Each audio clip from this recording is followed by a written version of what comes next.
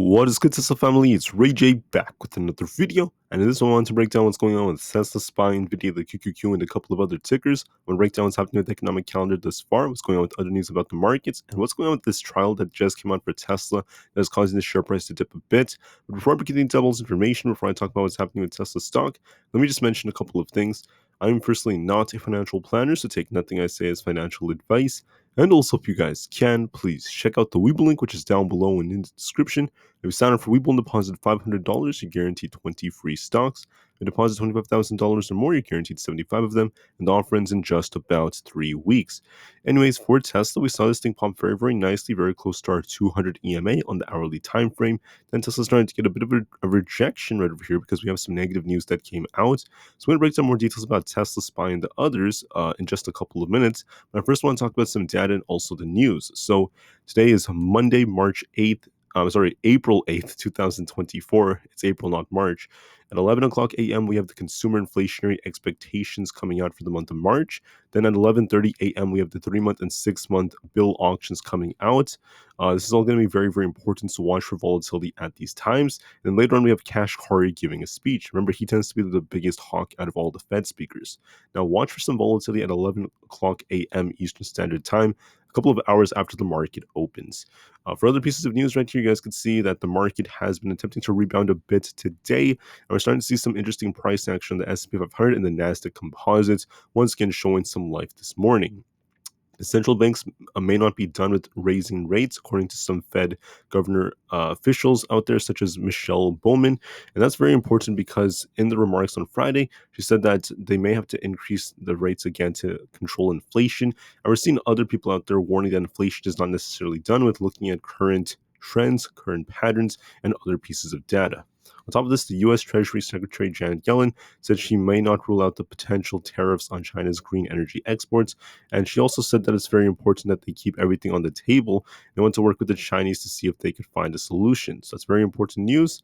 There's also news that came out that TSMC is basically going to be receiving about a $6.6 billion governmental funding under the new agreement that was announced by the Biden administration. And that's going to be very important for more partnerships under the semiconductor company, the Chips and Science Act. So that's very important. This funding could be very, very useful. But once again, guys, there's more to it than that. But I'll talk more about that in a later video. Besides that, those are the main pieces of news about the overall markets. That's what's going on right now for the overall scheme of things. But for Tesla, we have some new pieces of news. Tesla is headed to trial over something that happened that's not too great. And what happened was there was an Aapl engineer known as Walter Huang. He ended up passing away, sadly, in a very, very horrible wreck 6 years ago when his Tesla Model X SUV smashed into a concrete barrier on the California highway.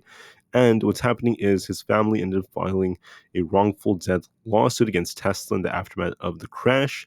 And now they're heading to civil trials. That's actually very, very important. The trial is set to kick off today in California's Santa Clara County Supreme Court. That's some pretty big news right over here. Now, I just wanted to say that my condolences go out to everyone that was impacted by this, everyone that's has to deal with like some kind of death or something like that. It's very sad and it's very, very horrible. So I just want what's best for everyone in the family that was involved. But news like this is not the best of news for a stock like Tesla, because this could lead to more and more consequences, especially as things are going to superior courts. So this headline came out with this lawsuit that has been filed. As it's getting more and more attention, such Tesla's share price is dropping just a little bit, and we're also seeing more and more downgrades that have been announced, at least over the weekend. So that's part of why Tesla's down just a little bit in the pre-market as well. So more negative news did come out for Tesla, but we do have some good news, as another Tesla executive is chiming in on the $25,000 car cancellation claims. So this is after Reuters reported that Tesla was canceling its plans for the $25,000 EV, but one of Tesla's chief designer and other executives, they've come out and they're actually saying that they agree with Elon Musk, which was, don't always believe what you read. That's what they said, and that they would just stay tuned. So they're still being very, very optimistic and implying that there is a lot more going on with Tesla than what is meeting the eyes. So that's some very, very interesting news as well. With that being said, let's talk about how Tesla is looking. So right now, Tesla pushed very, very nicely. We got another push even during our after our session yesterday, we also tried to push a little bit during the pre-market, and Tesla's been dipping just a little bit with this negative news that came out about the lawsuits alongside other things coming out involving downgrades and such. Tesla's barely holding this 168 support. If we end up losing this, there's a risk of it coming all the way down to fill this gap, and we could see Tesla drop all the way down to about 164.75. If we lose that, then there's a risk of it falling to about 162. If we hold this, we could shuffle a bit at this range. Resistance watch 170 is basically very close to our 50 EMA. If we break through this, we could push all the way up to about 172.5, the 200 EMA, and above that we have 175 as resistance. Right now it's looking like it's dipping just a bit, and I do see a risk of it falling even more to fill its gap. So just be very, very careful, and that's what I'm seeing on the trend for Tesla for now. There's a little bit of weakness because of some negative news. When it comes to SPY and the others, SPY is also looking relatively strong right now. So we're actually breaking through our 200 EMA and the 50 EMA on the 4-hour time frame. So watch this 520 resistance. As of right now, SPY looks a bit more bullish. I did call this out yesterday. If it breaks 520, look for this imbalance fill at 522, and eventually 524 could be coming. So right now we look like we could push a little bit higher, but watch and see how we end up reacting to this resistance right over here.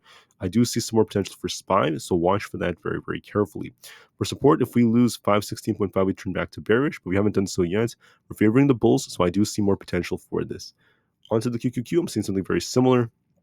Watch 442's resistance. If we do break through this range right here, we're going to be looking at 444. If we break through that, so we have this imbalance to fill at 445.3.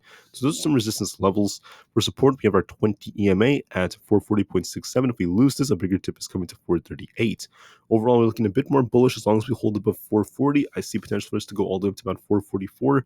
As right now, the QQQ is showing some life. It's not as strong as SPY, but there is some life in there. Nvda, of all things, is showing a little bit of life. I did say this yesterday. Nvda could push higher. Watch 892 for this imbalance fill up here. I could see Nvda pushing towards our 200 EMA. Might push towards 892 or so, and then watch resistance above that. If we break through this, watch 900. Then we might start to shuffle again because Nvda loves to shuffle between 892 and 908 historically. So look for a little bit more upside and some more shuffling for Nvda. For Aapl, we're showing a little bit of life, but it's not that strong. We're still kind of range bound. Could be retesting 169.5, and then we'll see if we get a rejection or not. Back down to 169. As of right now, it's just range bound, so Aapl may continue to remain within its range. With that being said, guys, that is it for the main 5 I typically go over before I conclude this video. So for Tesla, we're barely holding support at 168. The overall market could actually help this pop a little bit more. We could retest this 169.6 area again, kind of pop close to 170, come back down and trade sideways in this range, but eventually there is a risk of Tesla dropping down lower to fill this gap and is trading within this range. All right, so look and see if the market helps Tesla push a little bit higher to about 170, trade sideways in this range, then eventually start falling back down. Excuse me, guys, I apologize. Pop up, retest resistance, trade sideways, and eventually drop back down to fill this gap. I find that to be very, very probable.